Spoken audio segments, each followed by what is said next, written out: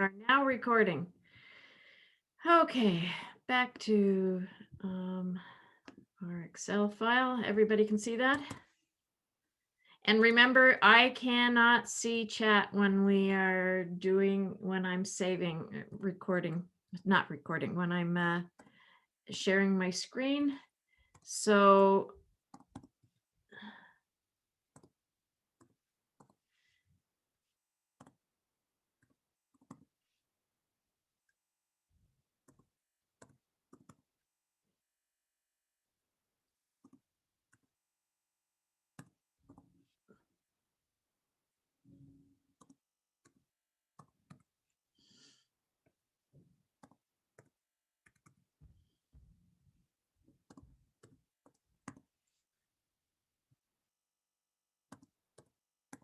not that this stayed. We all know what horrible things happened with, and why she chose this race, I don't know, but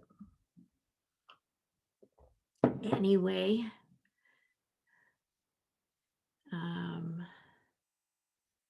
So we are going to graph it.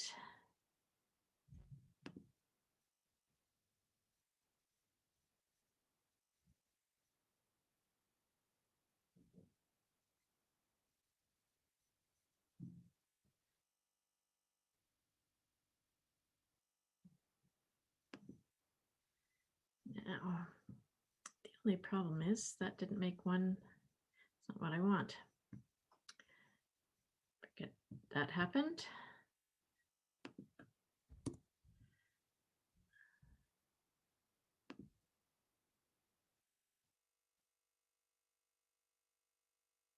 This is what I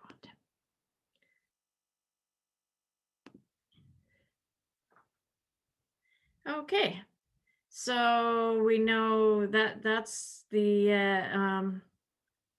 time. The only thing I will do is I will add a line in here, which would make life a lot easier. And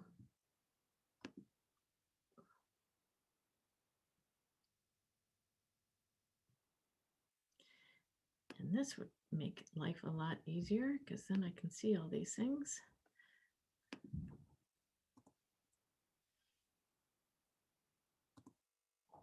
Because obviously at time 0, they are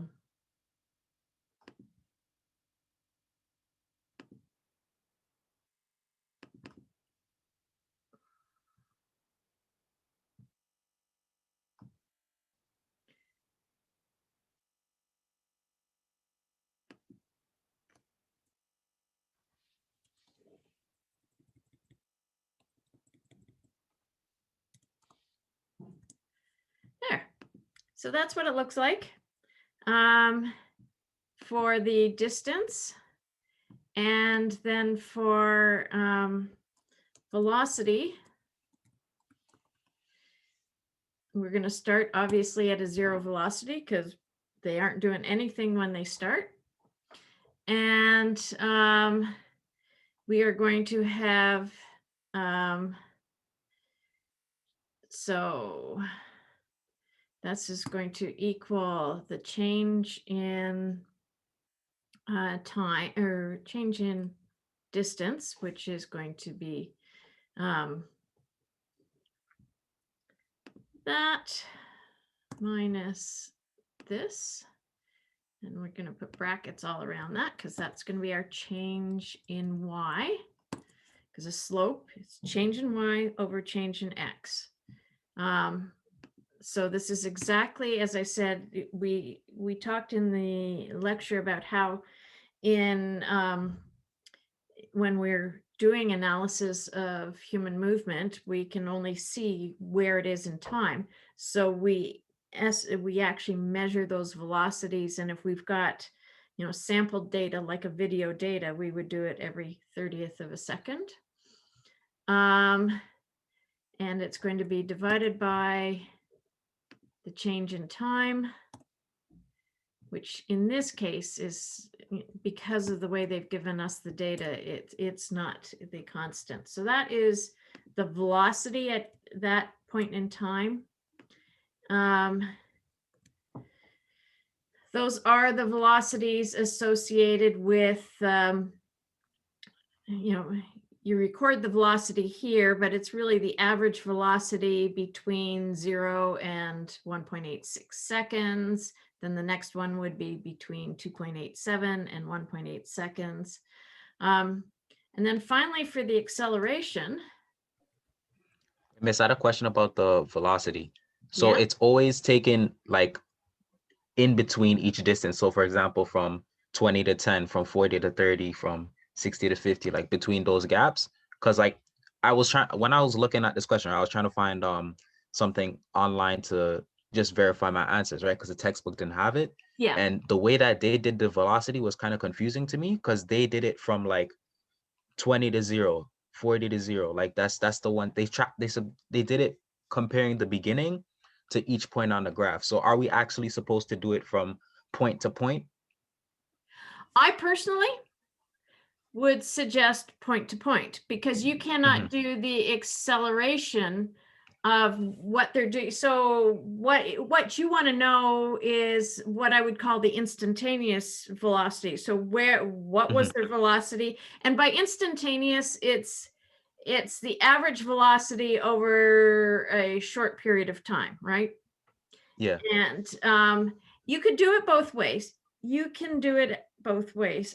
I personally think, especially if I want to do the accelerations, I want to see what the acceleration is at an instant in time. I don't want to know what the acceleration is overall. So yes, I truly would suggest. So if we plotted this, and they're all going to be on the same plot, so I apologize right now.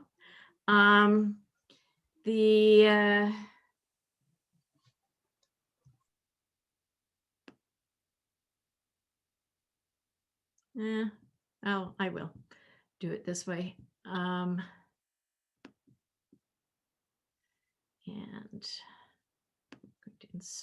we're going to insert a graph, not that kind of graph. We are going to insert that one. And we're going to see it over time. And now this is not rounded like we would want to do it. However,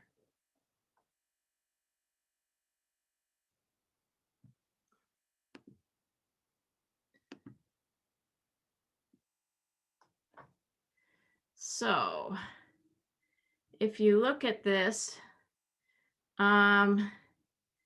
the yellow is the velocity. So they start slow and then they go up and up.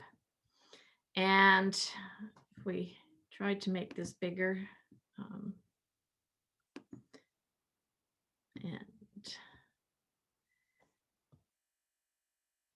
that most of their, let's go back to here.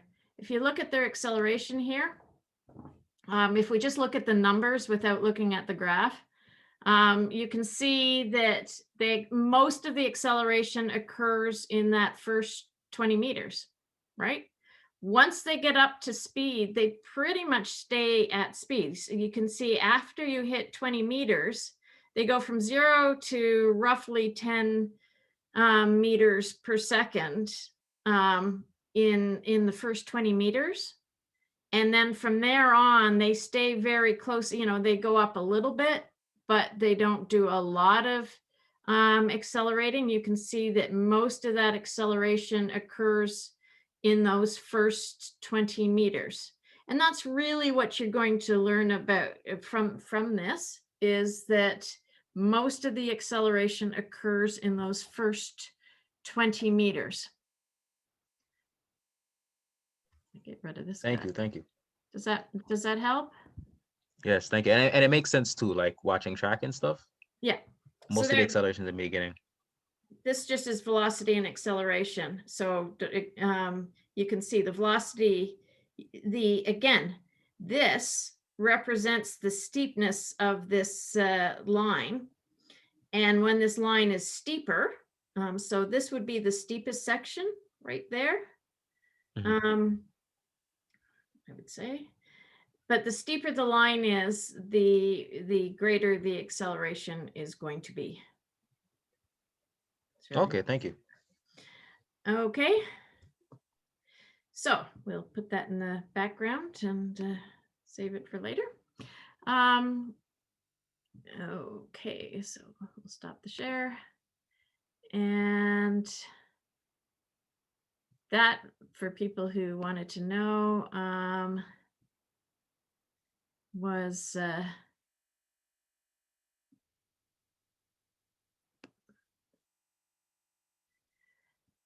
yes, so somebody answered that. Chapter 10, additional problem number 2. Well, actually, Jenny, you had your hand up next. Let's go with people who had their hand up. Jenny? Good morning, Prof. Can you please go over chapter 11, additional problem 7? Chapter 11, additional problem 7. Let's just go see. So we're into the angular. And just so you know, the I don't know if it's just me, but the volume is so low. I don't know if it's just me, but the volume is so low. the volume is so low. Yeah. Do other people have problems with the volume? I think I'm fine. No. Oh, so I have to say that it doesn't seem to be a problem. I have been asked what the midterm will be up to, and the midterm will be up to the end of chapter 11. So everything so what's that? 1, 2, 3, 10, 11. We won't do muscle. So everything up to, but not including muscle. Fair enough? I have posted the muscle lectures, but they won't be on the midterm. Typically, we would have been doing those lectures next week. I've just posted them a little early. Okay. So it was additional problem. Which question was it? Sorry. 7. 7.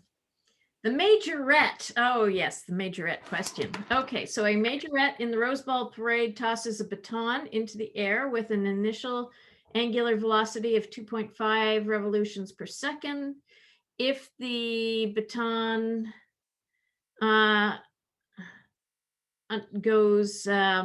undergoes a constant acceleration while airborne of minus 0.2 revolutions per second squared, and its angular velocity is 0.8 revolutions per second when the majorette catches it, how many revolutions does it make in the air? Well, you know, interestingly, this is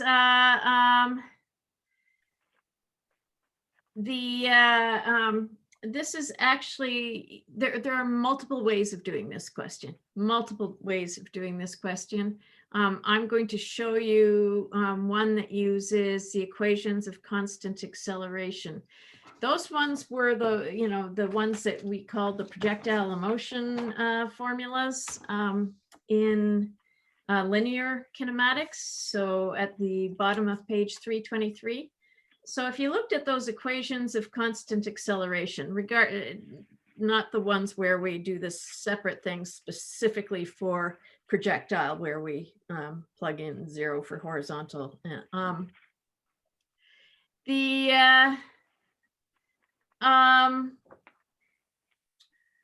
Constant, but those top three are valid for linear, and they're also valid for the angular. So I'm going to share a screen here.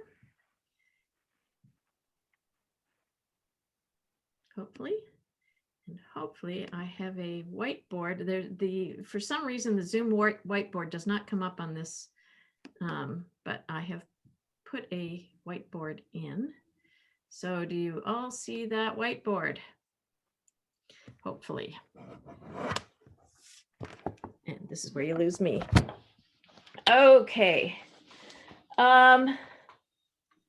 So we have, they're going to throw the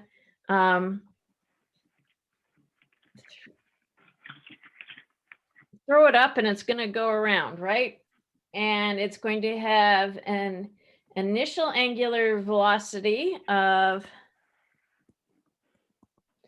2.5 revolutions per second. And it has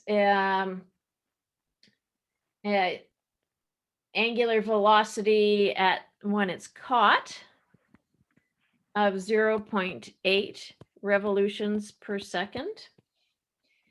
And it's got a constant acceleration, angular acceleration. Oops, sorry, that whatever. It's not symbolically correct.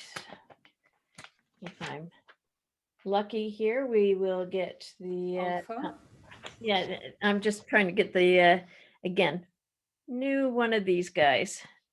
So back to black. Didn't mean infinity, I meant alpha. And we are going to be 2.5. Oh, sorry. We are going to be negative 0.2 revolutions per second squared. And we want to know how many revolutions it's going to go. So essentially we want to know actually theta. Because that's the angle, and in this case, the angle is measured in revolutions. Now, we're lucky everything's given to us in revolutions, so that works well. So if we come back to those constant velocity or constant acceleration equations, and again, there is more than one way of doing this. But I'm just showing you one of the ways. So we want to know, if you look at number 3, which is v2 squared equals v1 squared plus 2ad.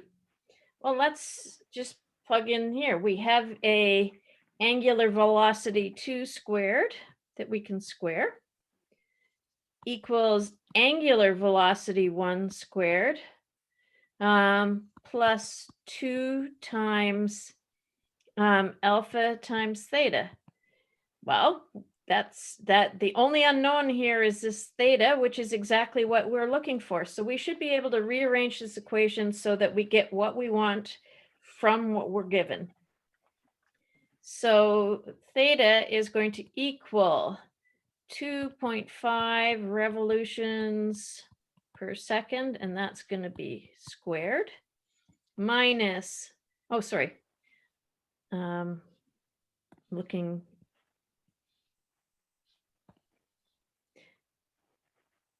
.8 revolutions per second squared, minus 2.5, because we're bringing it over to the other side, 2.5 revolutions per second, again, all squared. And that obviously is going to give us a negative number because 2.5 squared is bigger than 0.8 squared. But that's okay because we're dividing it by 2 times negative 0.2. And that's revolutions per second squared. But look at this. We're going to have revolutions squared per second divided by second squared. So the second squareds are going to cancel. And one of the revolutions is going to cancel. So we're going to be left with revolutions. So this is perfect. So 0.8 squared is?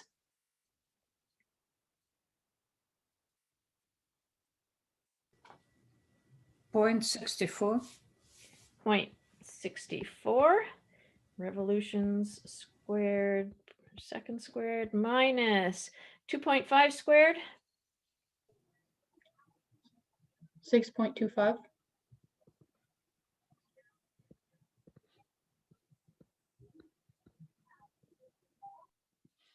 And that's all divided by negative 0.4 0.4. revolutions per second squared. And as I said, the second squareds will cancel. And the 1 revolution will cancel and we'll be left with revolutions. So 6.25 minus 0.64 divided by 0.4 is 5.61. 5.61. 5.61. Really? Yeah. I got 14.025. But I'm just double checking it right now. Yeah. I got 14.025 as well. Yeah. Oh, I mean, you're asking just, oh, the whole, Yeah. yeah, Oh, 14. You were just doing the top. I get it. 14. Yeah, 14.03. revolutions. And so it's how many full revolutions. Even if this was 14.5, it would only do 14 full revolutions, would it do? So that's where they get the 14 revolutions. Mind you, if it does half a revolution, it's probably hard to catch. So that just that's just to show you how it would be. You could do it where you looked at the change in the revolutions by so how long it's in the air, and look at the average speed over that time that it was in the air, which would be 2.85 plus 0.8 divided by 2. You still get that divided by 2 in there. And so that would be your average velocity. And if you figured out how long it was going to be in the air for, which again, you could get from the change in velocity over the change in time equals alpha, you know the change in velocity. So you could calculate time, and therefore you would multiply time times that average velocity. You will still come out with 14.03. This is just the most, but that was a 2-step process. This is a 1-step process. And you can see that, those, the nice thing I like about this approach to it is that you can see that constant acceleration equations, linear, if you plug in the angular equivalents, still come out with the same answer. Any questions on that one? Hi, Professor. Yeah. I'm just wondering, how do we know that linear are going to work for angular as well? Is it for every case, or it just... If you have, well, to be honest, if you are talking about the vector equivalent, yeah, if you're looking at the vector ones, and it's a constant acceleration, remember, it's got to be that constant. This has a constant acceleration. And those were equations of constant acceleration. So yes, they will work the same. And if you look at all of the equations that you have, so angular acceleration equals the change in angular velocity divided by time. Linear acceleration equals the change in linear velocity divided by the change in time. So they are all equivalent. They're not equal, but they're equivalent. All right, thank you. You're welcome. Any other questions on this one? Okay.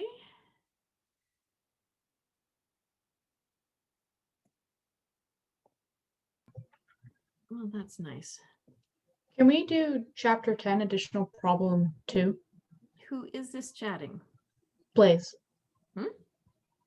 Well, let's just go in order here because there are some hands up. And plus I know that there's some questions that were asked earlier on.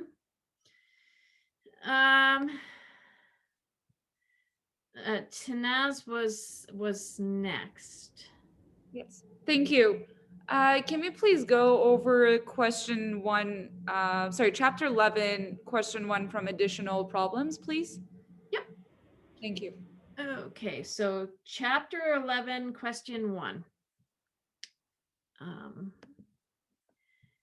And Sorry, question 1 from the additional problems. yes, Yeah. sorry, the golf club swung. Yes, that's right. Right. So let's just share so you can see the whiteboard, which, as you probably can tell, is the first time I've used the Microsoft whiteboard because I've always used the Zoom one, but it That's just okay. does not show up on this account for whatever reason. So again, I cannot see chat when I'm in this mode. So if you have questions on this question, please just ask them. So a 1.2 meter golf club is swung in a planar motion by a right-handed golfer with an arm length of 0.76 meters. If the initial velocity of the golf ball is 35 meters per second, what was the angular velocity of the left shoulder at the point of ball contact? Assume that the left arm and the club form a straight line and that the initial velocity of the ball is the same as the linear velocity of the club head at impact. Those are your assumptions. So you've got a person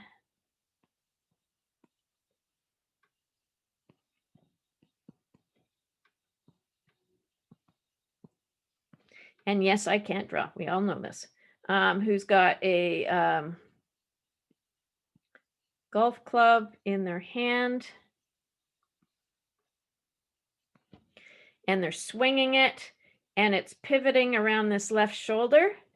And at the time of ball impact, the ball goes out at, let's just go there for now. At what angle they go at depends on the angle of the club, and we know nothing about that, so we're just not even going to worry about that. So this is 35 meters per second, and the arm length, the golf club length is 1.2 meters, so that is 1.2 meters, and the arm length is 0.76 meters. Okay, so the total length from the shoulder to the golf club that's going to be swinging around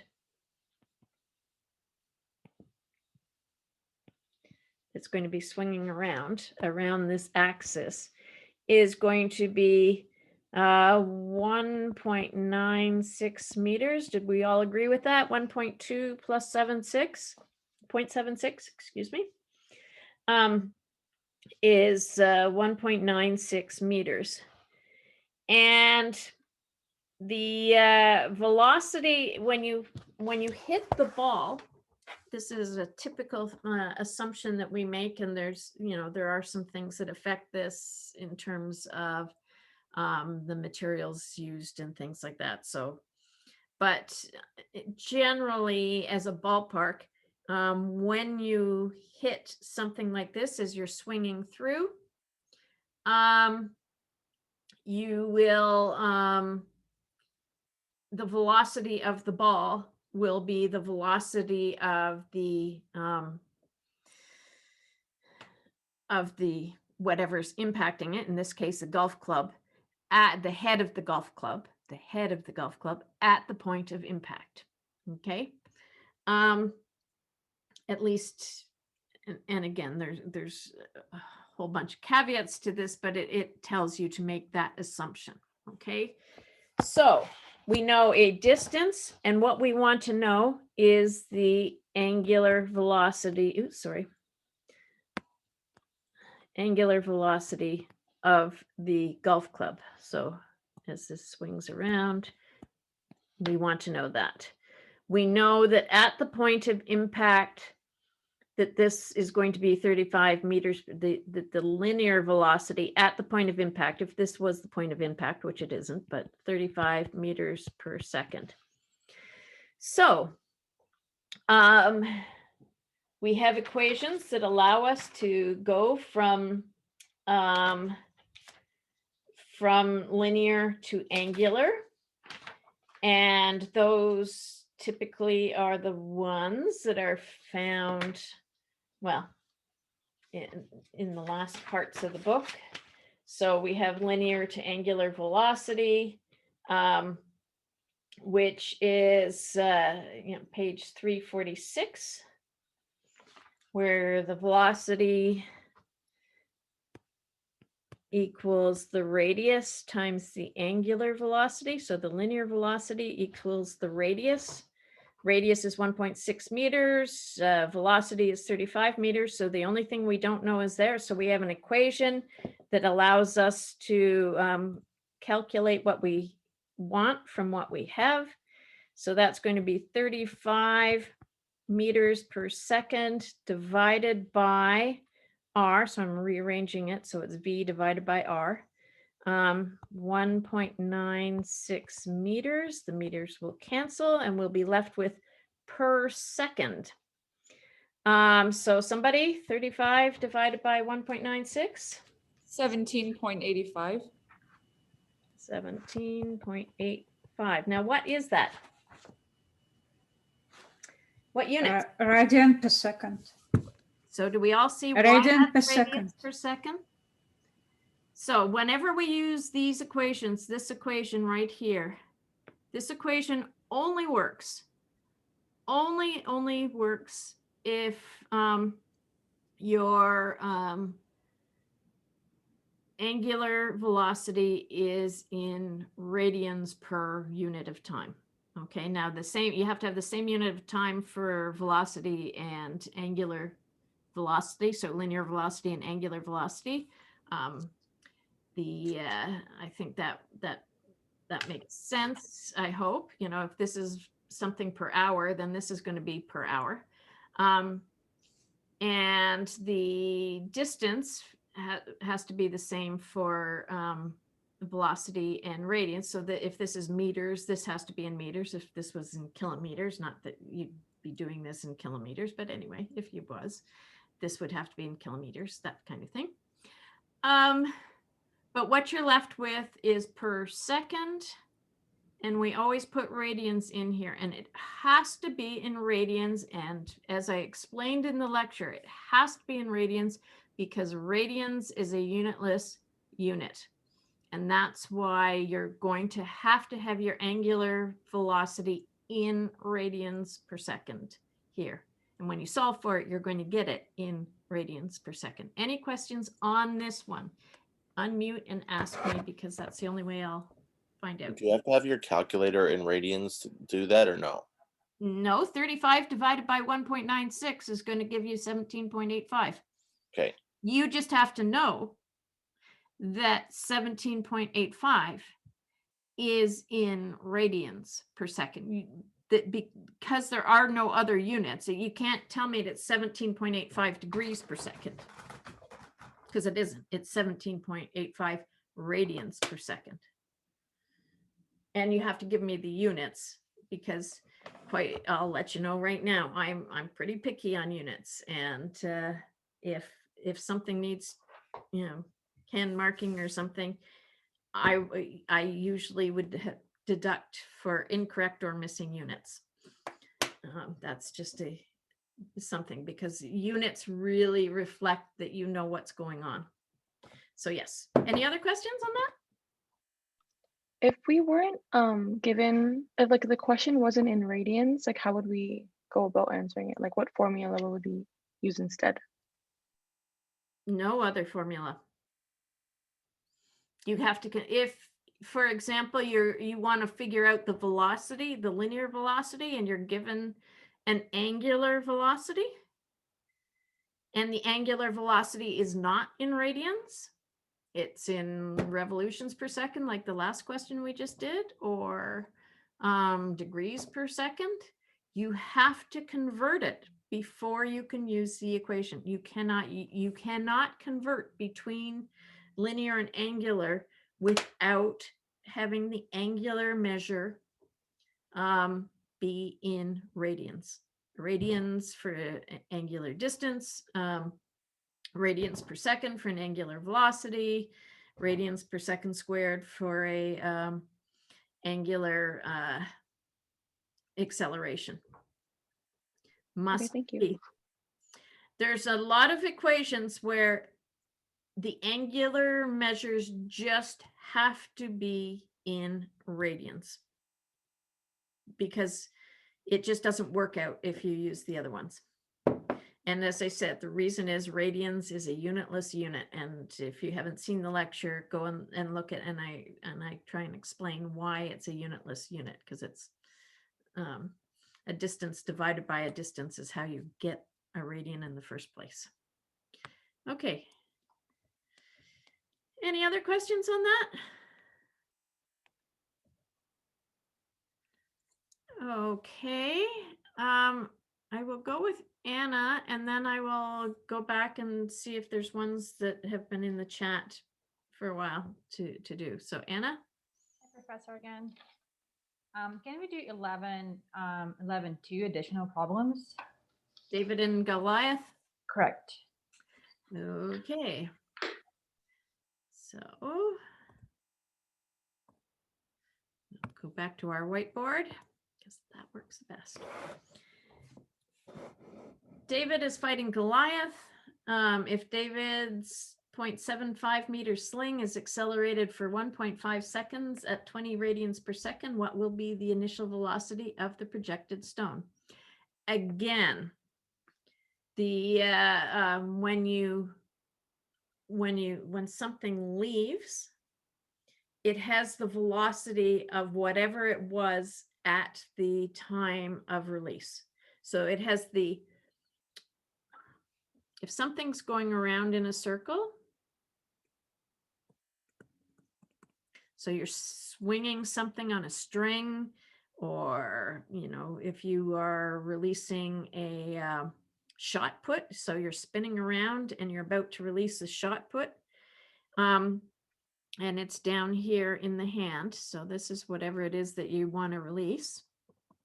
And this is the point where you release it here.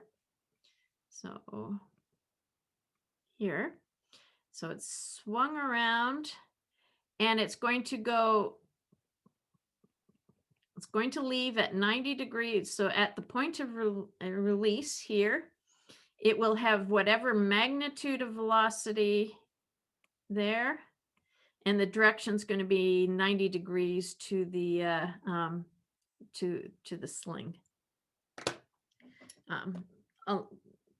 unless there's some other thing that accelerates it. If it just is released, that's what it will be.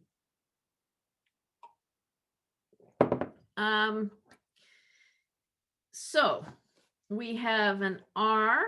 Let's just put this down. We are going to have a radius here of 0.75. We have a angular acceleration of 20 radians per second squared. And if we, and we have a time of 1.5 seconds, assuming at the beginning, the angular velocity 1 is equal to 0, because he has to start, or the David has to start somewhere, that when it first starts at 0, and then he accelerates it for 1.5 seconds. So we have the usual equation for acceleration, change in acceleration over change in time. Change in velocity over change in time is going to equal acceleration. We know this, we know this, and we know this, and this is what we need to have in order to calculate the velocity, because ultimately the velocity is going to equal r times angular velocity at release, which is the angular velocity at release is that. So we need to calculate this in order to plug it into that. So angular velocity, and this is 0, so that's just going to go away, is equal to 20 radians per second squared times 1.5 seconds. And you can see that your 1 second is going to get rid of, so you're going to be left with radians per second, which is what angular velocity is. So 20 times 1.5, I think would be 30 radians per second. If we plug that into here, we have 0.75 meters, that was meters, times 30 radians per second here. And again, the reason we have to have it in radians because radians will now drop out. In the same way it suddenly appeared in the question before, it drops out here. And we are left with the 0.75 times 30. 22.5 meters per second. Yeah. So there we go. And that's how you get it. Any questions on that?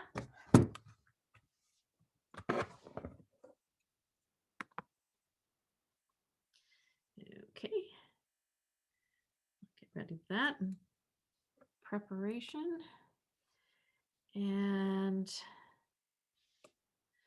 so I'm going to just write down a few questions here. Again, I don't get to see these chat.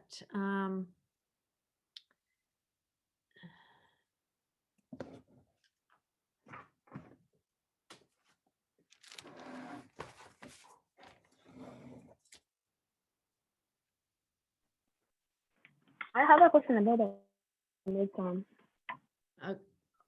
Well, hold on. I'm just a question on one of the ones we just did. No, about the midterm. I have people with their hands up, and I have some ones that have been put through.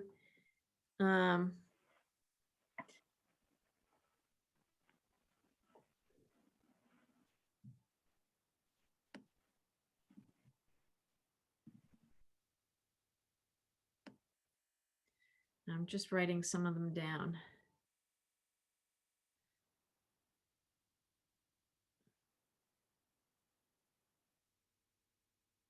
2, 11.7.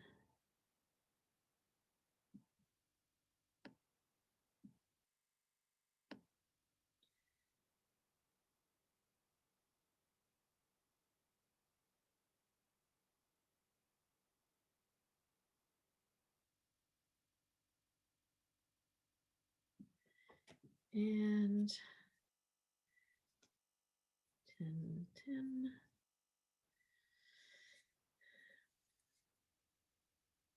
Okay.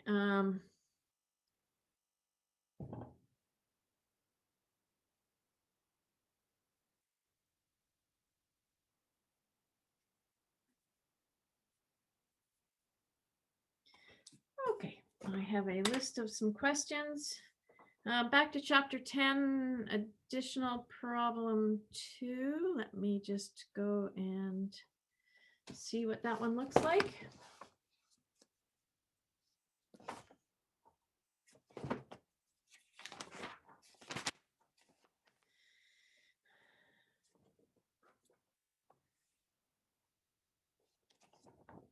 So that one,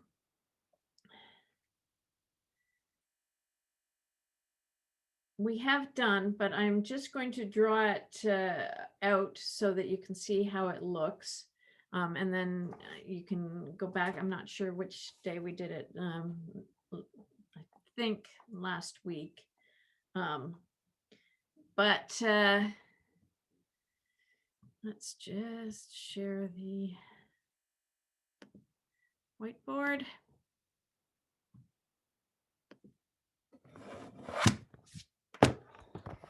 So introductory problem 4 was somebody running 400 meters east and then 500 meters to the northeast. And again, the key part to this is to know that northeast is 45 degrees from north of east. Again, that's not physics. That is not biomechanics necessarily. It's geography. It's reading a map. And so this is 45 degrees. So the key to doing this problem, which is to find the how far they actually go, from the start to the end. So the start to the end, the displacement is from the start to the end, right there. And we, and this is R, and that's how far they're going. There are two ways of doing this question. If you do Coase law, you have to know that this is 135 degrees. You don't know either of the other angles. This is the only angle you know. I never do things with Coase law, as we've talked about before. I always break things into components. So if I took this 500 meters, I would go along here, which would be 500 cos 45, and then I would go up here, which would be 500 sine 45. This particular case, those are the same because it's 45 degrees. And so then you would have R is going to equal the square root of 400 plus 500 cos 45 all squared. That's this distance right here. Plus 500 sine 45 squared. Just Pythagorean, there's your 90-degree angle, because this is all your components that are north, and these two added together are your components going east. And as you can see, that you're going to come out to the same, whether you after you break it into two components that added together come up to that original one, you're still going to come up with R. Any questions on that one?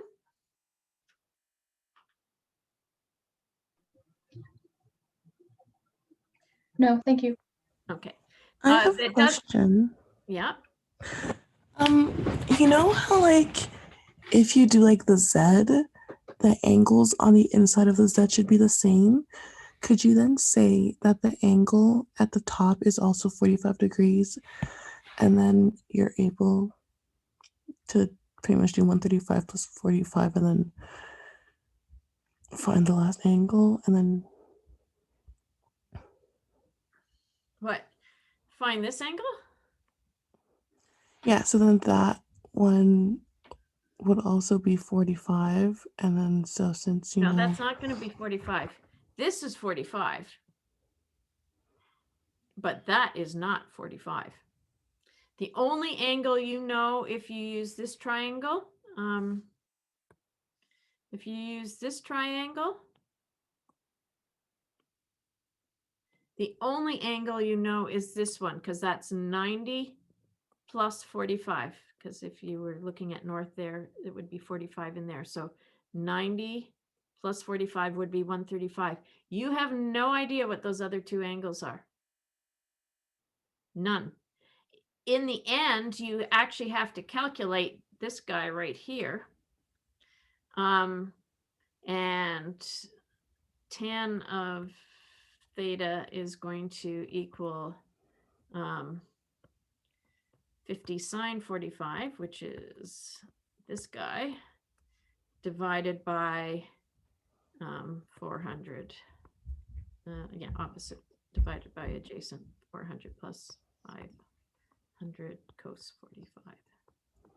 And that's how you would actually figure out what this angle is, which, this is going to be, I know that this is the answer they give you here is correct. So this is 832. And that means that theta is actually 25 degrees, and it's north of east, because there's east and that's north. So it's north of east. But you don't know what that theta is ahead of time, nor this theta over here. And none of them are 90 degrees. That's why I always break things into components. It's just, for me, you're not relying on the fact that sometimes it looks like it's going to be 90 degrees and it turns out that it's just not quite 90 degrees.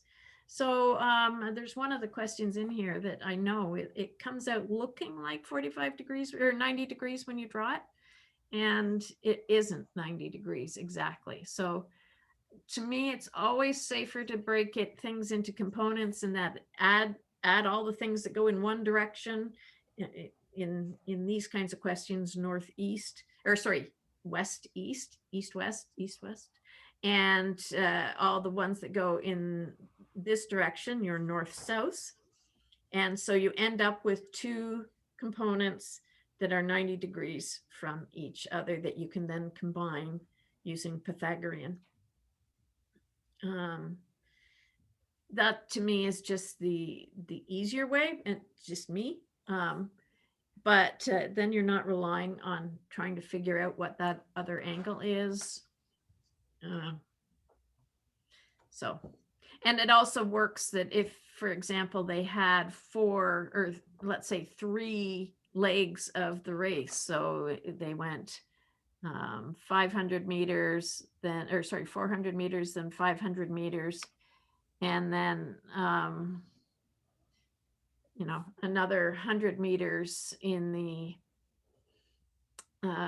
northwest direction. You could combine it. You can't use Coast's law there at all. You have to split this guy and this guy into 2 components in order to come up with a final solution. Thanks. Okay, any other questions on that?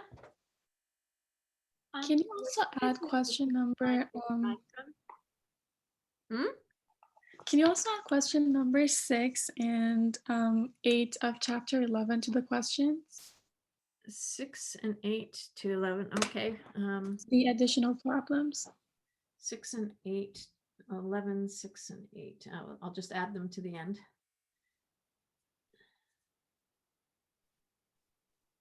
Okay. I'm going to do 11.7, and then Amin will answer your question. That's kind of where things went up. Oh, I already did 11.7, additional problem 7. So if you came late, it's on the beginning of this recording. So Amin, you had your question up? Yeah, could you please do chapter 11, introductory problem 9?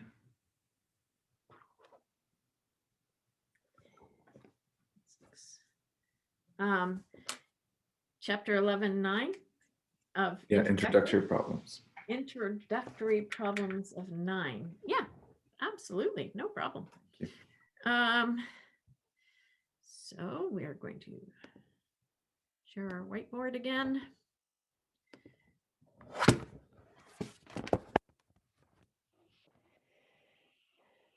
The angular velocity of the hip.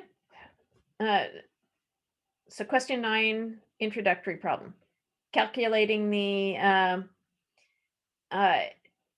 following quantities for the diagrams shown.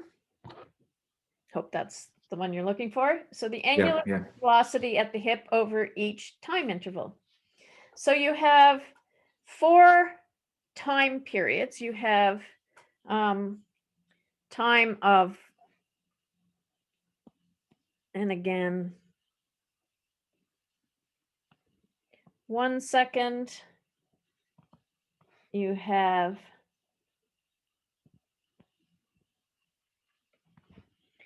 2 seconds. You have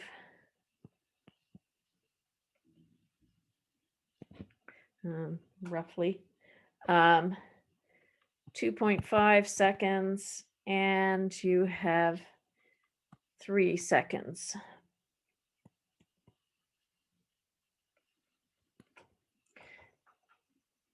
Again, proximate sketches of what is in there.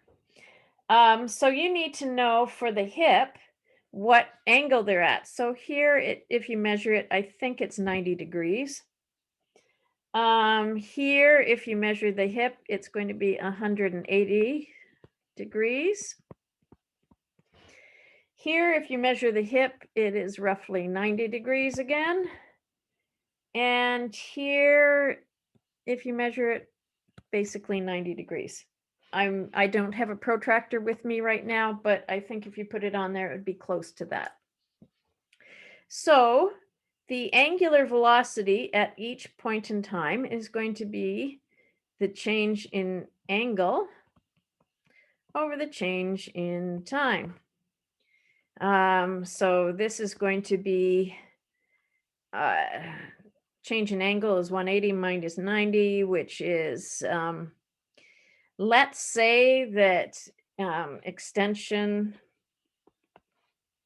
equals positive. So when we go from 90 to 180,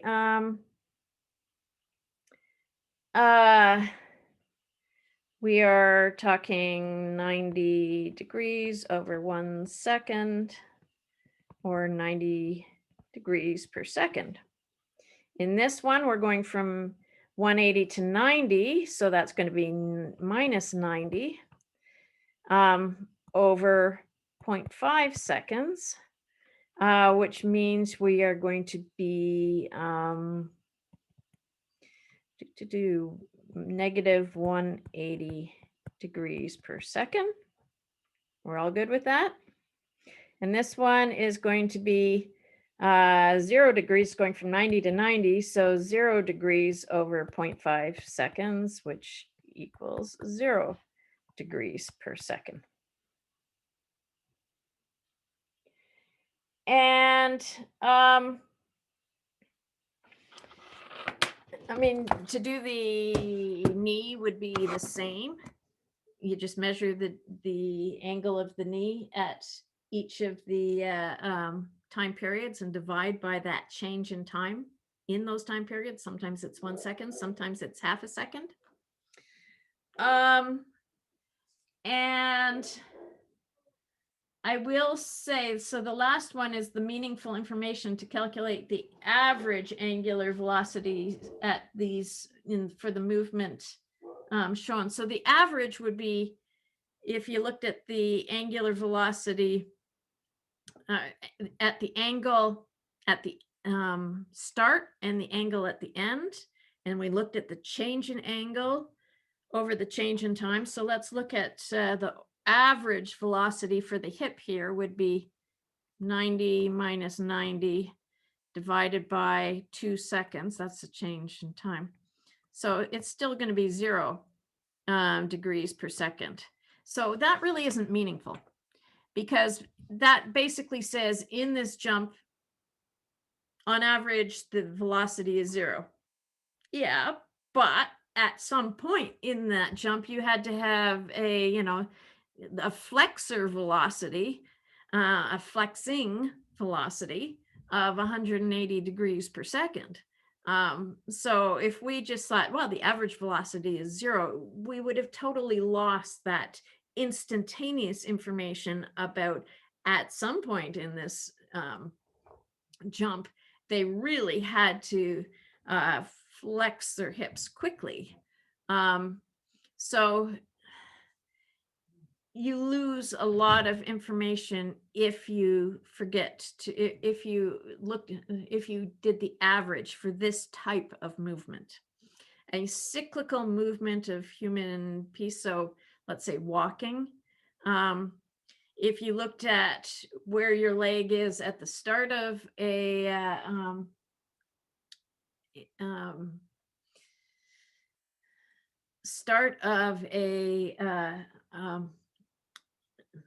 two steps, your one leg and then the other leg, and then at the start of the next one, they're going to be in the same position. It would imply that we didn't move at all. Whereas clearly through the cyclical movement, we moved the hip backwards and then forwards through that time frame. So that's what that's trying to get at. Okay, so we've done, so the next one I have. Why did you, when you calculated average velocity, why did you put 2.5? 2 seconds. That's Oh, seconds. why 2 seconds? Because this is 3 seconds and this is 1 second. So the time frame from here to here is 2 Oh, seconds. I see, I see. Yeah. I see. Any other questions on this one?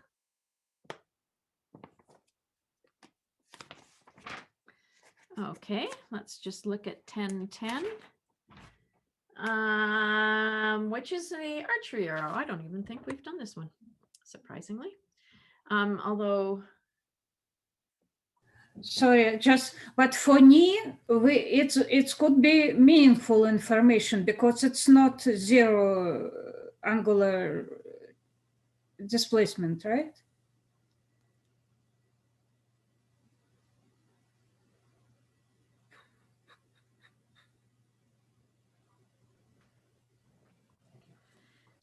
Sorry. We all live and work in our same places. So yes, you were asking. Sorry. You were asking, yeah, you did for hip displacement, but when we do for knee displacements, it's meaningful information, right? Because for the knee information, you're right. There is the average velocity will actually be something. You're right. It will be something, and it will give you, well, on average, it had to move that, but it will also really underestimate, because if you go from 2 to 2.5 in half a second, it moves 90 degrees. Whereas from 1 to 3, yeah, it goes 90 degrees. From 1 to 3, it goes, so in 2 seconds, it does less than 90 degrees, I would say, without having a protractor in front of me. So for the knee, the average will certainly underestimate the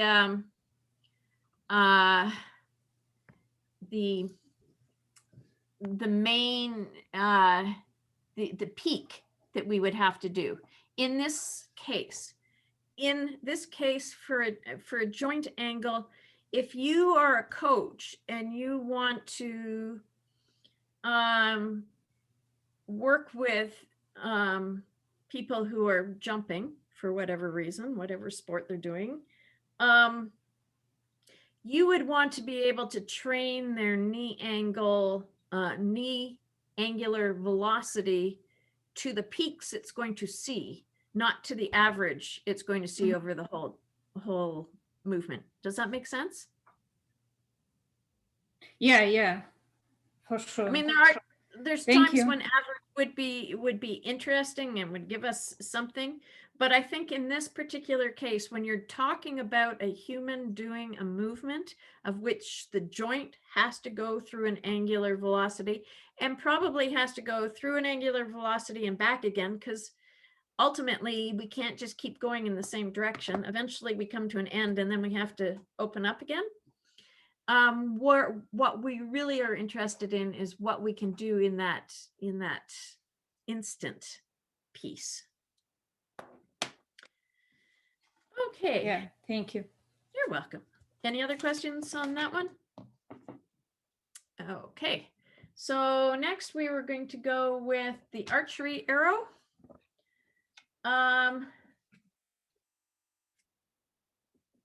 Which I believe I did in, can somebody correct me? We did it in lecture number 10. Well, I'll quickly review. We have an archery angle. Let's go back to black. Blue, something different. We have an archery arrow. It's going to go at 45 meters per second at 10 degrees. That's obviously not 10 degrees, but it is 10 degrees. So we need to know our components in the y direction, which is 45 times sine 10. And this one here, which is 45 cos 10. And so 45 sine 10 is?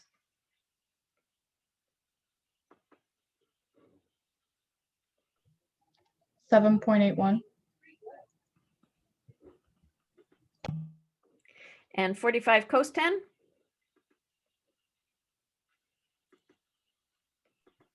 $44.316. 44.316. Okay, so now this makes lots of sense because if this is less than 45 degrees, despite how I drew it there, so when that's, low like that, your horizontal component is going to be bigger than your vertical. Just a reminder to take a few seconds to check, does it make sense after you've plugged in the numbers? So then we're going to projectile. And we're going to land here. And what it wants to know is this distance here, the horizontal distance. So, and we know that it takes off and lands at the exact same height. So we don't have to worry about that projection, which means the time to the apex is halfway through. So time in the air equals 2 times time to the apex. So we need to use this vertical one to calculate our time to the apex. We come back to our good old equations on page 323, which we use lots of. And we know that the vertical velocity here, V2, is going to be 0. So we're looking at, we want to know the time. So we're looking at 1A, which is 0 equals V. And again, this is vertical. 1 plus AT. So T, if you rearrange that, this is going to be minus 9.81. This is going to be plus 7.8, which as we bring it over will be negative. So the negatives will cancel out. And we're going to have a time equals a 7.8 meters per second divided by 9.81 meters per second squared. Those will cancel. This will cancel. This will come up. So we will be left with seconds. So that is good. 7.8 divided by 9.81. 0.797 seconds. So that's the time to the apex. And the time in the air is going to equal 2 times 1.797 seconds, which is equal to 1.59 seconds. 1.5 approximately. seconds. And because this is in the H, this horizontal is a constant velocity, we're neglecting air resistance. So H is going to equal velocity times the time in air, which is equal to 44.31 meters per second times 1.59 seconds. Our seconds will cancel. We'll be left with meters, which is equal to 70.5 meters. good. So we're all good. Any questions on that one?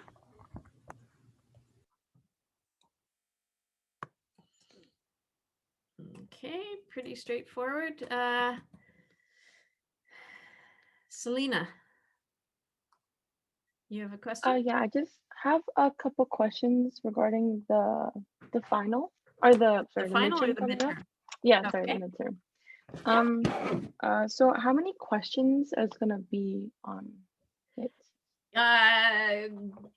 Don't have it finalized yet, so I can't tell you the number of questions. For this midterm, I will not be, it will be multiple choice. There will be, there will be multiple choice and some calculation questions. There'll be both. But so you have to just put a number into the box, those kinds of questions. There'll be both of those. It will be chapters 1, 2, 3, 10, and 11. So not the muscle chapter, but everything up to muscle. So Okay, but and not then including muscle. And I don't have the exact number of questions yet. I will post that, but that in terms of a equation sheet, I'm not providing that for this one, and I never have for this midterm. I will provide it for, I will have it posted for later. I mean, you have it in front of you. You are allowed to have your the paper notes in front of you. You are allowed to do that. You cannot, I will be closing access to the online versions of the notes before the midterm starts. okay, and then do you know how long the midterm is going to be as well? The very specifics, it will approximately be, it will be 45 to 50 minutes. Just as if you were sitting in class, because if we were doing this in class, that's what would happen. Okay. Thank you. Is that gonna be any spare time? Because internet sometimes it's not doesn't work so good. So I will hope that there's enough time. If you're having particular problems, I always sit during tests and monitor both my email and my phone. The phone number is on there. And I can pretty much tell if somebody tells me that they're having internet problems, it pretty much shows up in eClass under your what's happening with you. You can see when things take a while for some reason. If you are having a particular issue, again, you will have my phone number. You can phone me or you can email me, and I will be here during that midterm so that you can access me. Fair enough? Yeah, for me, actually, it gets frozen there for 5 seconds, for 10 seconds sometimes. So and like going from question to question, so it takes more time usually. Well, hopefully there will be enough time to make it reasonable. I'm not expecting that everybody's will suddenly go, but 5 to 10 seconds shouldn't be. And I get it. Trust me, I get it. When we switched over here, I was having a horrific time with my internet. So we'll just hope that everything goes well for everybody and that's enough time. Okay. I will try my best to make sure that it's not too much time, but enough time that if you have a 5-10 second pause, it won't be problematic. Any other questions on the midterm? So do you think there's going to be more multiple choice compared to like the ones that we have to like do calculations for? Multiple choice doesn't preclude calculations, does it? Oh yeah, I mean that just like the ratio between like us having to type in the answer, like I will. between those kind of questions. I mean, I will post it when we get there, but okay. Yeah. Okay, thank you. I also had a quick question. Yep. Yeah, go ahead. Go ahead. Sorry. Regarding E-class, I know from other courses with units, it's really finicky, especially like if it's not like meters per second or like it's more specific units. So like regarding those, would we kind of be given like introduction of how to enter the units and everything else? So you're in luck in that in the in in-person paper exams, I leave it to you and you must put in the correct answer in and the correct units, excuse me. In this, I have found that the unit piece for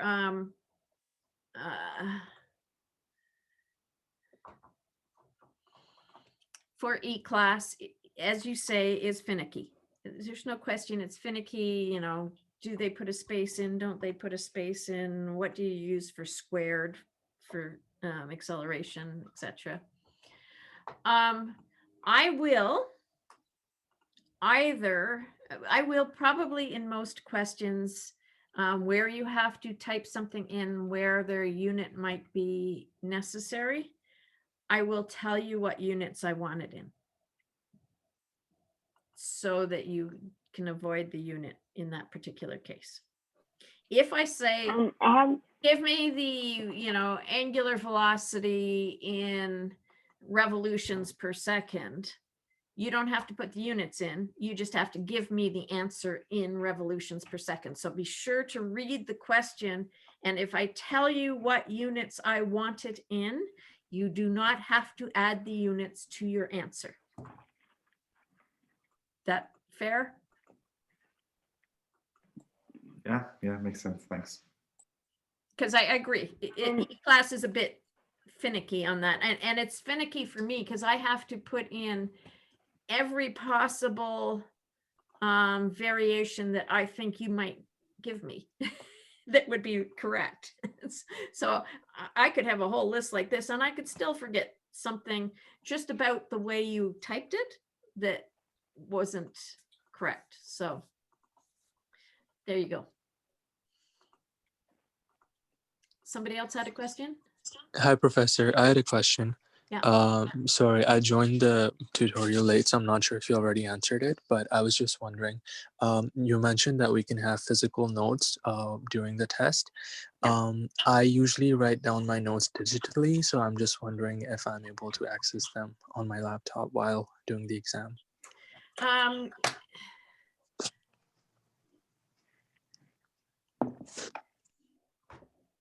No. Or if I can use another laptop to access my notes, because everything I write down using a pen on my laptop. So I'm just wondering, because if I were to print all of it, it would be a lot of pages. It would be a lot of paper. True enough.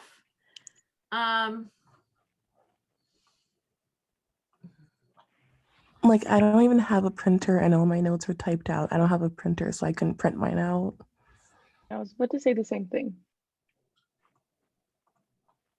You know, the problem is, if paper, you can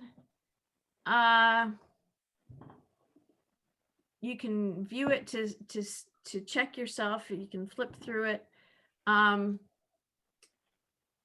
I will not allow it online in this in eClass because you can search too quickly, which is not the point, right? The point is for you to know the stuff. Let me think about it. I'm trying my best to come up with something that everybody is, there's not going to be something that everybody's happy with. And I'm trying to make it, you know, somewhat comparable to what you would have in your in person. In person, you wouldn't have anything. So including equations or anything like that. So, you know, if you're studying, when you're studying, do you make course notes? For me personally, I don't type them. I have a stylus, so I actually handwrite them, but they're still like on my laptop. So I can't really search. If I were to do it, it's basically like flipping through the pages, but all digitally.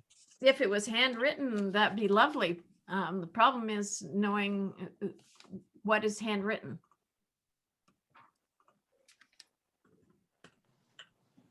True.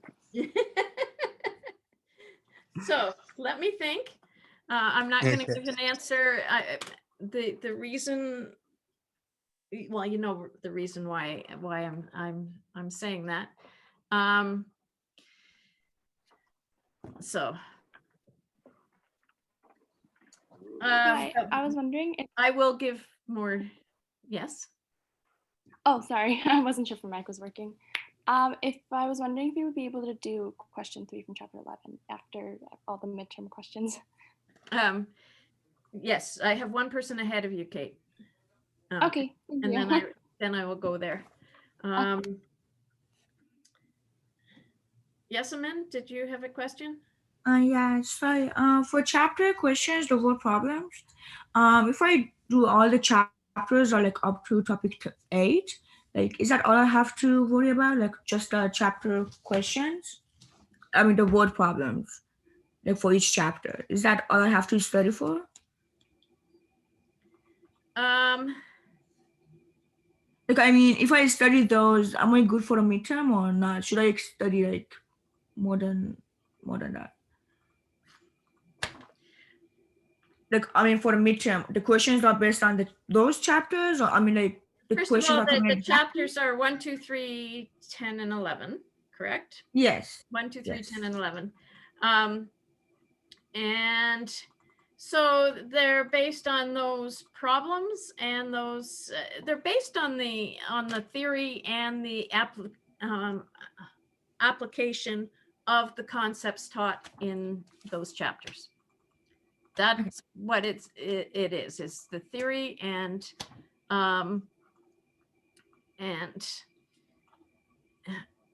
applied, very much on the applied.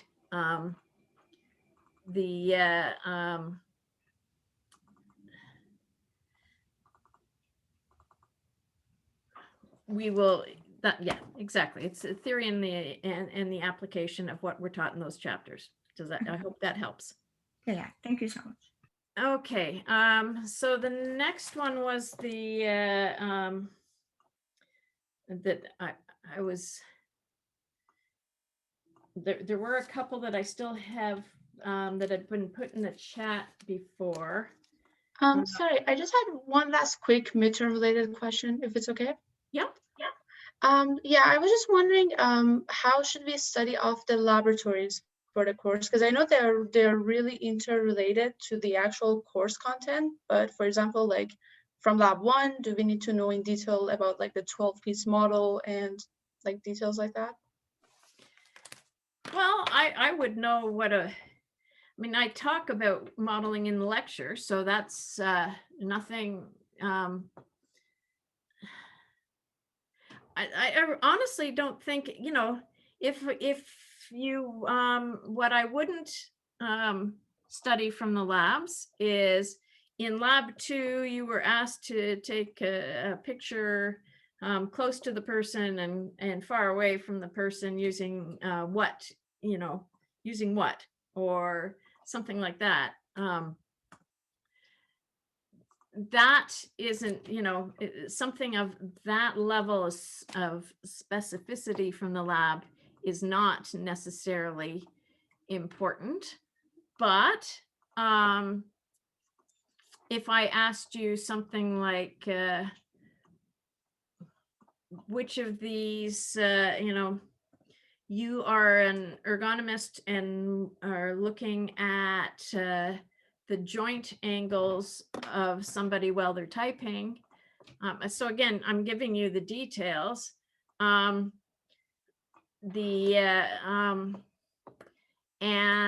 you've been told that, and you know, because you're an ergonomist, so you would know this, that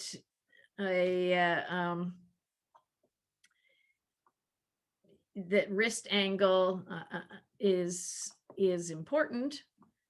Wrist flexion extension angle, for example. What 2 segments would you need to measure in order to find the angle between? So that's not really, it's what you did in the lab, but it's also pretty much stuff we learned in chapter 2. You know what I mean? Yes, makes sense. The labs apply what you learned. So I could ask you an application problem that would be similar to something you did in the lab because it applies what we're learning. That's the whole point. This is so applied. If any of you are going on into physio or occupational therapy or orthopedics, or for that matter, fitness training, you are, you know, you need to know this stuff. Or if you're going to become an ergonomist or something like that.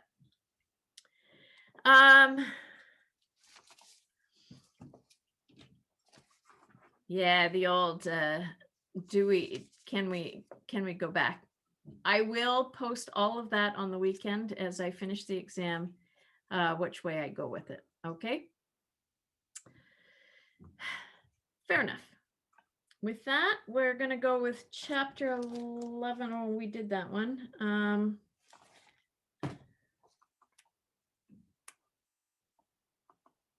A5, which you really need to have done A4 to do.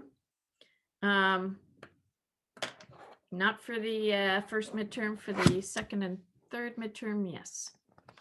Or second midterm and final for equation sheets. So I'm going to just talk about the polo question here, and I'm going to share my screen.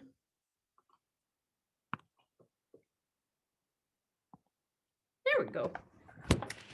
Okay. A polo. So question 4 is a polo player's arm and stick form a 2.5 meter rigid segment. If the arm and stick are swung with an angular speed of 1.0 radians per second as the player's horse gallops at 5 meters per second, what is the resultant velocity of a motionless ball that is struck head on? And assume the ball velocity is the same as the linear velocity of the end of the stick, as we've talked about before. So this is where my drawing skills really become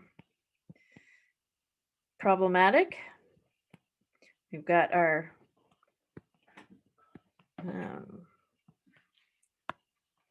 horse. We've got our person sitting on a horse. We did mention that I can't draw. And they have a stick in their arm. they have a stick in their arm, and then the stick that comes down there, and then that's swinging around so that when it hits basically here, it hits the ball, and the ball goes shooting off. And whatever speed this head of the polo stick is at the time it contacts the ball is going to be the speed of the ball. Now, this is made up of two things. There's the rotation of the arm, which of course, as we've talked about, velocity equals r times angular velocity, which is 2.5. It's really hard to do question 5 without talking 4-2. So 2.5 times the angular speed of 1.0 radians per second. So this is going to equal 2.5 meters per second. That's the velocity due to the just rotating the shoulder. But the horse is also going at a speed of 5 meters per second, which also means that this shoulder is already going at 5 meters per second. So the final speed for the mallet or stick, let's say,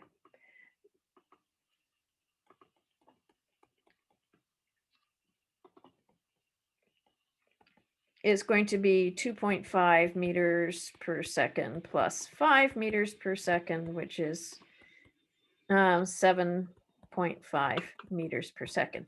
And I think nobody asked me on that one, but you sort of have to know that in order to do it. And so that'll be the speed of the head of the mallet here when it contacts the ball. So question 5 is explain how the velocity of the ball in problem 4 would differ if the stick were swung at a 30-degree angle to the direction of the horse. So let's say that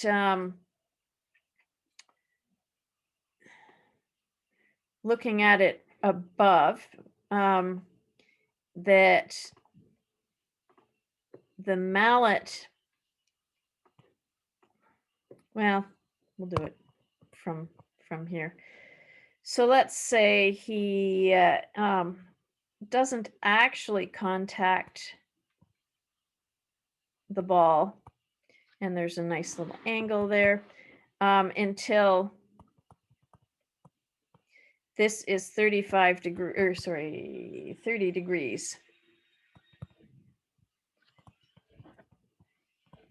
So if that's 30 degrees, and this part right here is going to be your 2.5 meters per second.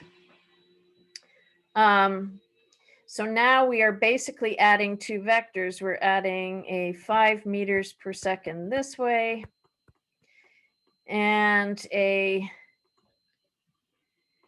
2.5 here, which is at 30 degrees.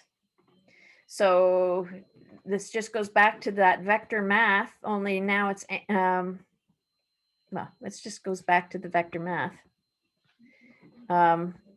So we'd have 2.5 here,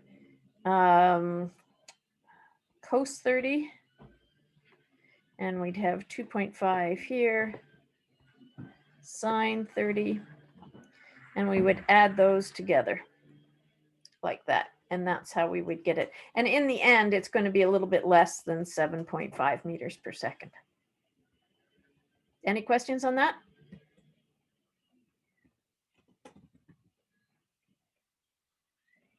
Okay, done that one.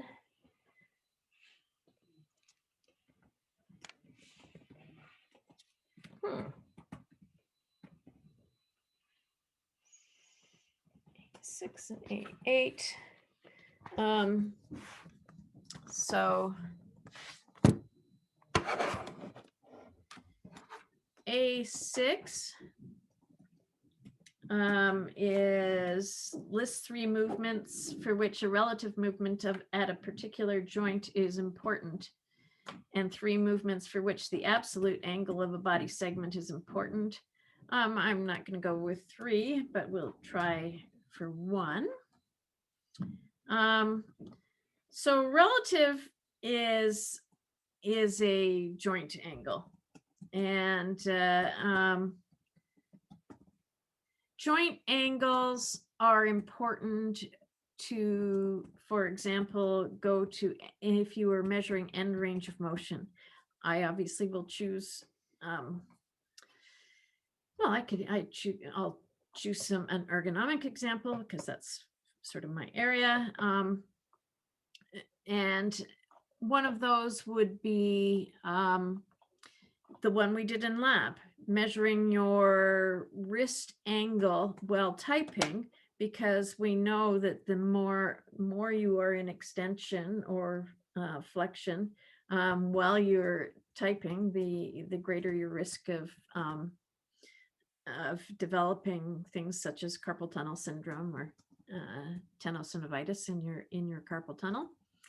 And same with radial and ulnar deviation. Those are joint angles. So you're looking to see how close to neutral you are, because if you have to spend a sustained time outside of neutral, it might become an awkward posture and it might lead to injury. If you want to learn much more about that, take occupational biomechanics next year. That is that's an example in for when a relative angle is important is if you're, let's say, a physiotherapist working with somebody who's just come back off of an injury, let's say a knee injury, and they had knee surgery for ACL, and you want to measure how much progress you are making with with your patient. One of the things that often happens initially is they have limited range of motion. By definition, joint range of motion is a relative angle. It's the angle that the joint makes. And so if you're working with getting your patient back to having a full range of motion, you're going to be measuring the joint angle, which is a relative angle, to see what the range of motion is and what postures they're so basically how well they're doing with therapy. So those are examples for where a relative angle of a particular joint is important. Absolute angles are often really important for anything to do where gravity is going to take place. If you flex your trunk, let's say you're lifting and you're in a workplace and you have to lean over to lift, it's that relative angle of the trunk that is going to govern how much muscle activity you require at the low back. If you lean over, there are muscles in your low back that have to hold you in position and then have to lift you back up again. And so it's the angle of if you're perfectly upright, then gravity goes straight down through your spine, through your hips, down into your legs. So low back is not affected. But as soon as you bend over, gravity's over here, and that creates a torque, and therefore you're going to have you're going to require muscle activity, which loads the low back. So, and what's important there is the absolute angle of that trunk. It's not what angle your hips are, it's what angle your trunk is towards vertical. Similarly, if you're in fitness at all and you do free weights, the only reason free weights work and load your body parts is because of the angle of the segment that's holding it and where it is with respect to the joint of interest. So if you're doing a biceps curl, again, hard to do this on Zoom, sorry about this, but if you're doing a biceps curl, it's the angle of this forearm segment that's going to govern whether whether the biceps is active. And so if I'm doing this, the biceps is active. It's still a flexion extension motion, but if I do this, it's the triceps that are active, and it's because, and we'll talk more about that when we get to kinetics, but it's because of the relationship of the angle, absolute angle of the forearm with respect to gravity is going to govern which muscle group is active. Any questions on that? Okay.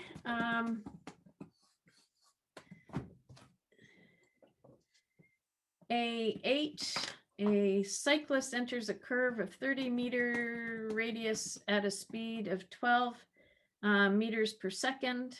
As the brakes are applied, speed is decreased at a constant rate of 0.5 meters per second squared. What are the magnitudes of the radial and tangential accelerations? Always important, and I'm telling you, we're going to come back to radial and tangential acceleration like second last lecture. So we have the cyclist, and the cyclist is entering a curve. So they're coming around a curve. And the radius of that curve is 30 meters. And when they enter at a speed of 12 meters per second. So they have a velocity when they come in, and it's going to be a tangential velocity because that by definition is what happens in a curve. 12 meters per second. And they apply the brakes, and they are going to have a constant linear deceleration of 0.5 meters per second. And when they come out of this, or at a certain point, they're going to have a velocity of 10 meters per second. At a certain point. They're still in the curve, 10 meters per second. So, tangential acceleration is this right here.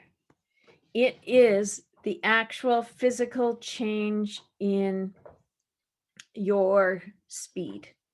So it's the acceleration associated with the change in the magnitude of your velocity. Because again, as you're going around a corner, there's two kinds of accelerations. There's acceleration associated with a change in the magnitude of your velocity, and there's a change in, there's an acceleration associated with the change in the direction of your velocity. Tangential has to do with the change in the magnitude of your velocity. Radial has to do with the change in the direction. So if they're still going around, at the curve when they hit 10 meters per second, the radial acceleration, and these equations are on pages 349 and 350, is of course v squared divided by r. There's also a way of getting it from an angular velocity, but we'll start with the linear velocity version because that's what it gives you.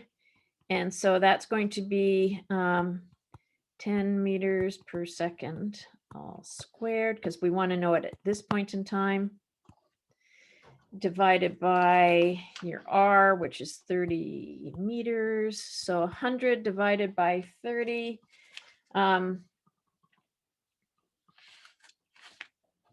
Which is where you get this. So it's 110 squared divided by 30. 3.33. Yeah. Meters per Meters per second per squared. second. Yeah, and you can see that. So here's your second squared. That'll be meters squared, but it'll be canceled. So you'll be left with meters per second squared. Sometimes the question will then ask you, well, what's the actual, the resultant acceleration? Because then you'd have your radial, which is in, sorry, that's not right. At this point in time, your radial acceleration would be this direction. Your tangential acceleration would be that way. So let's go. AT would be negative 0.5 meters per second. Negative means the arrow actually points that direction. If I had drawn the arrow the other way, I could have just gone with 0.5, but we'll go with this. And radial is here towards the center of the circle. And you could combine these two using Pythagorean to get your resultant. Oh, that would be your result.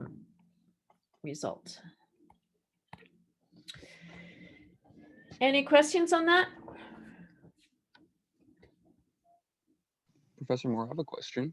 Yeah. So how do you know the decrease in acceleration was the tangential acceleration? Like, I don't really understand how you can determine if it's the tangential acceleration. That's the definition of tangential acceleration. So when you go around a circle, let me just get rid of this because this is basically you're asking a question that is theory, so it doesn't really matter what the numbers are. As you go around a circle,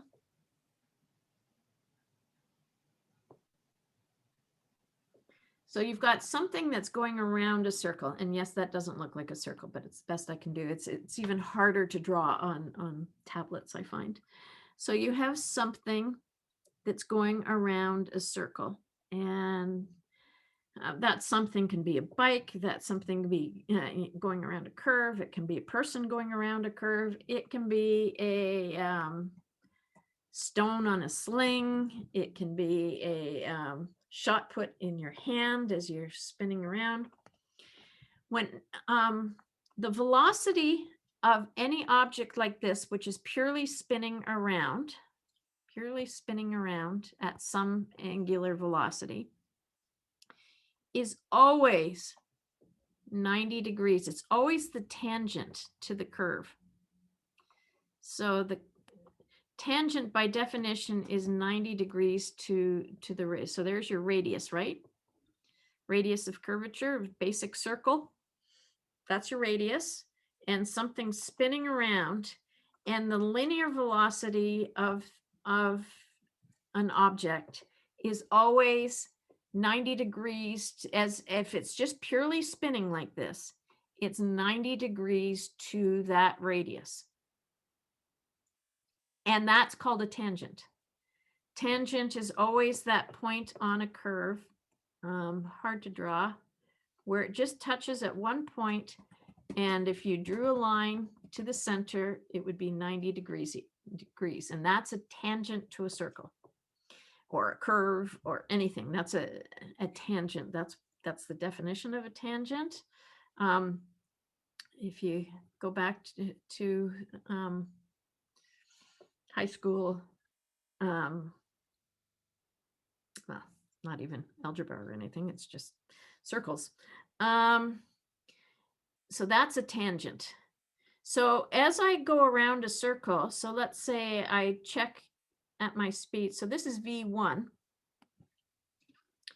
And then I come and to check this thing that's spinning around at another time, farther along.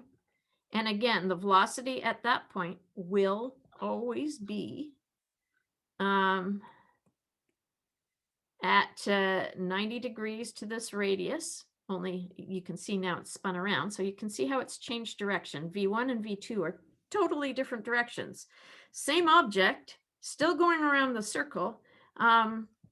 If they're the same velocity, if V1 equals V2, there's no tangential acceleration. But if V2 is bigger than V1, then we have a positive tangential acceleration because it has to do, you see, the speed is always, the speed or the magnitude of the velocity is always tangential to the circle.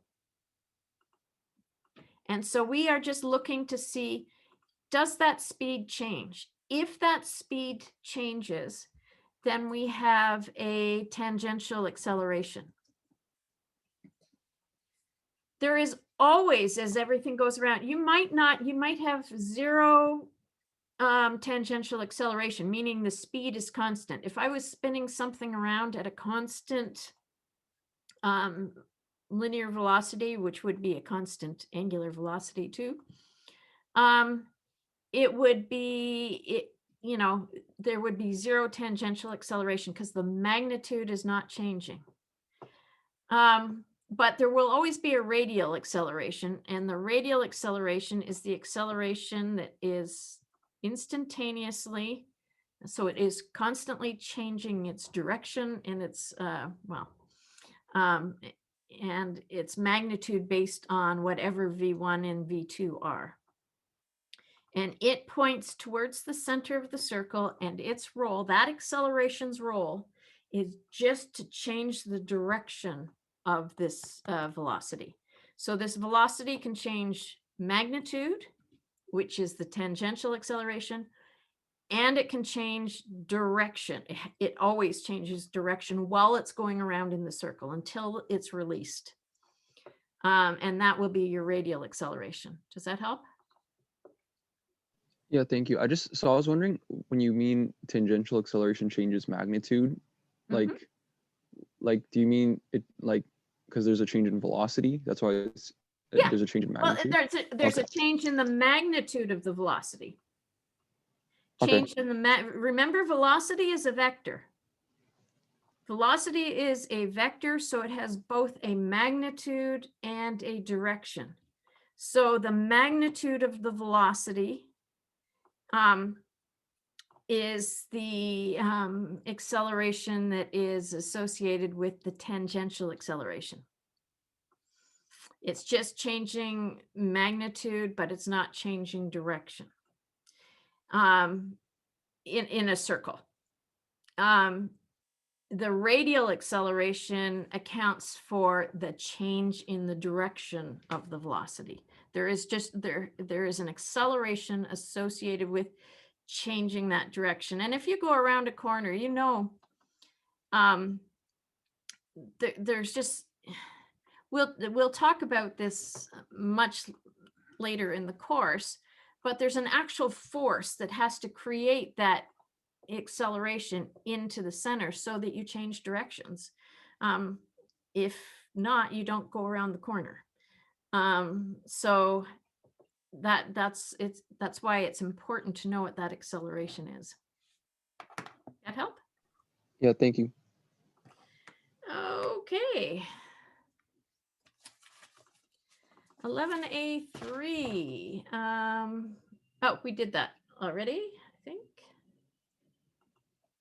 Oh, no. Baseball. No, we haven't done the baseball bat one. Okay. Baseball bat one. A baseball is struck by a bat 46 centimeters from the axis of rotation when the angular velocity of the bat is 70 radians per second. The ball is hit at a height of 1.2 meters at a 45-degree angle. Will the ball clear a 1.2 meter fence 110 meters away?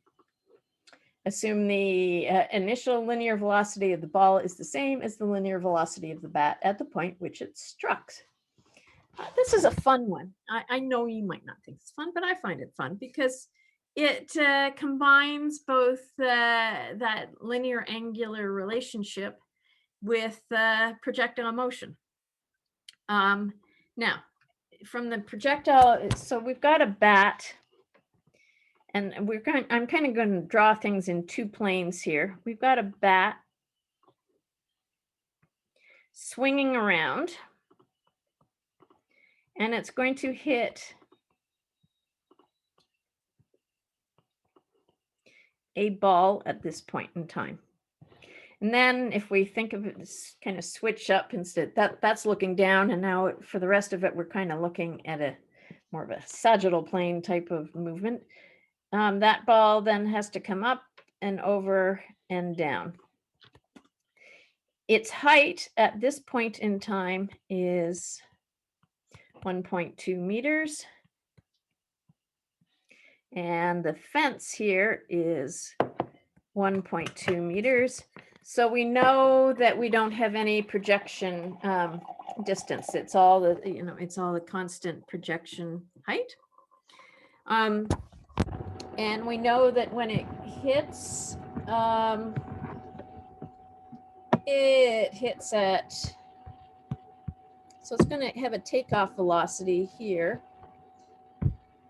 at 1, and this is going to be 45 degrees projection. We know that the angular velocity is 70 radians per second.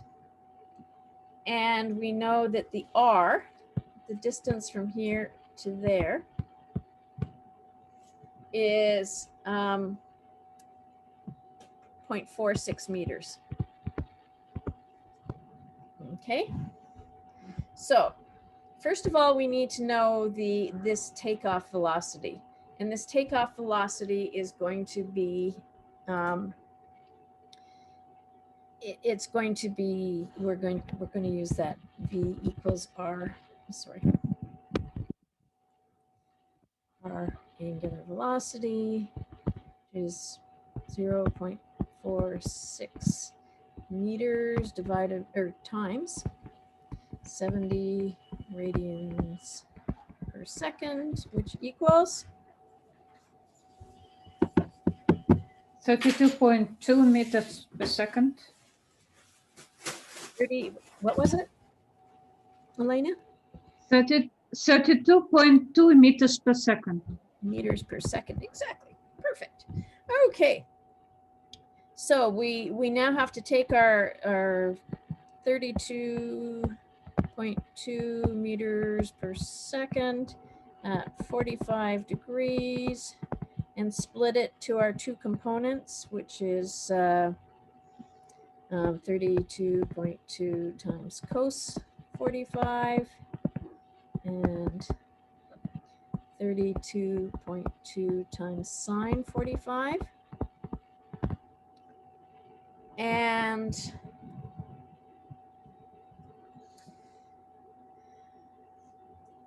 the yeah, so those are going to be the same. What would it be? 22.77 meters per second. Meters per second. Okay, so they're both 22.77 meters per second. So now we need to know essentially the distance that this fence is, and again, this is not an official drawing, and it's just to give you the sense. This is 110 meters away. So we want to know if H is going to be less than, equal to, or greater than 110 meters. If it's less than 110 meters, it doesn't clear the fence. If it's more than 110 meters, it clears the fence. If H is equal to 110 meters, it lands on the fence. So at this point, it becomes a classic projectile motion problem, and we need to know the time in the air. So the time to the apex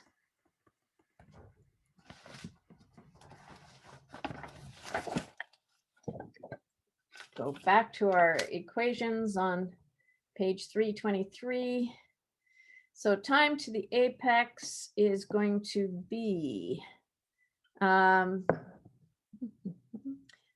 just rearranging equation 1A if you're interested.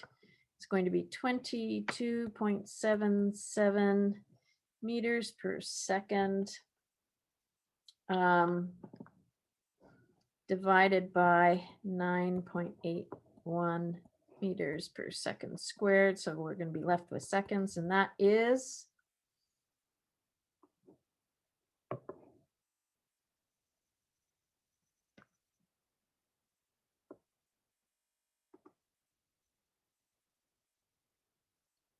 anybody got that one? 22.77 divided by 9.81.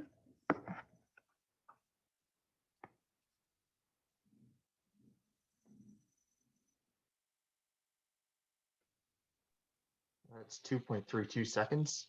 2.32.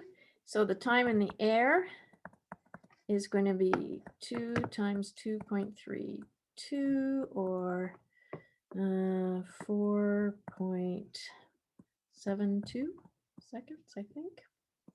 So H is going to equal 22.77 meters per second times 4.72 seconds, and that equals? The time was actually supposed to be 4.64. 4.64? 2 point, did I, oh, I wrote 2.36. Yes, you're right. Sorry, I moved it over, so good catch. So 6.4. And then the final answer for the horizontal would be 105.7. So does it clear the fence? Nope. No. So that is 105.7 meters, which is obviously less than 110 meters. So the only way that really he was going to clear that fence, he would have to swing at a fast, he would have to do one of two things.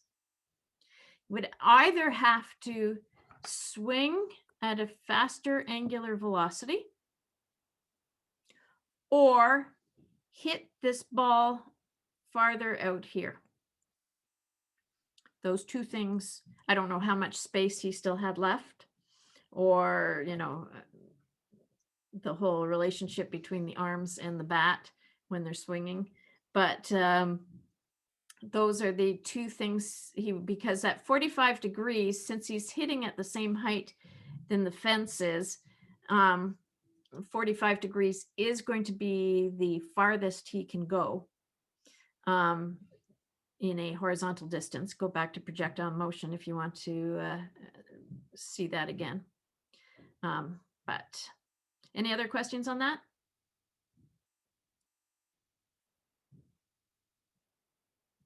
Okay, Connor, you had a question?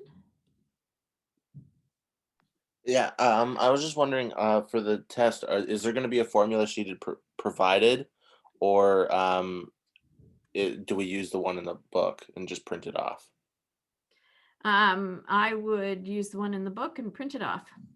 For the first midterm, I don't, because I want you to take the time to write them out, to be honest, because that's how you learn them. For the second midterm and the final, you will have a equation sheet that you can print off. What page is it on in the book? You said it earlier, but I didn't get a chance to write it down. Well, there's all sorts of equations throughout the book. The ones for projectile motion, or sorry, constant acceleration, are on page 323. Okay. Thank you. You're welcome. I think that covers all of the questions that people have asked me. I will stop and share and see if there was anything else in the. Yes, it was breathtaking artwork, whoever suggested that. Okay. I have a question. If you're going to post any previous midterms, like from last year's? No, not really. No, I'm not. I never do, and B, it's just awkward because it last year's midterm was done on paper and pencil, I see. so it's not necessarily. It's a good idea to practice like, and to see what you're gonna ask. But yeah. Okay. Any other questions? Okay, thank you. You're welcome. No, thank you so much. Have a great week, everybody.